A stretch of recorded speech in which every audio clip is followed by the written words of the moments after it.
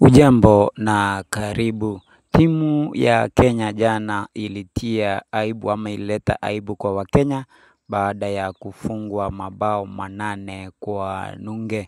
Mechi ambayo ilichezwa jana ya kirafiki, timu ya Kenya ilionekana kuwa nyonge sana na kufungwa kiholela na kutoa rekodi mbaya kuhusu timu zote ambazo zilicheza.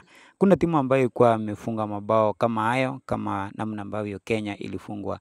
Lakini kutokana na maoni ya watu wanasema ya kwamba timu hiyo haikuwa na maandalizi mazuri, na wanasema ya kwamba uchaguzi wa wachezaji kutoka timu za Kenya haukuwa sawa. Inasemekana ya kwamba asilimia kubwa ya wachezaji ilitoka katika timu moja ya Kenya ambayo ni Gor Mahia.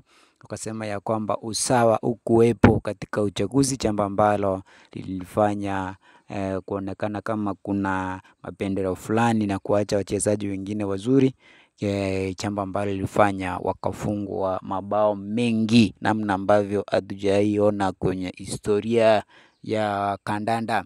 Ila sasa kile ambacho tunaweza sema ni kwamba players wanafaa kuwa wanaandaliwa vizuri. Timu ya national inafaa iwe na kambi yao, wawe wanafanya mazoezi kila mara ndio waweze kuzoeana katika ile harakati ya kucheza. Sio wakati wanaenda kucheza ndio wanaitwa kutoka mahali walipo timu ya national ichaguliwe.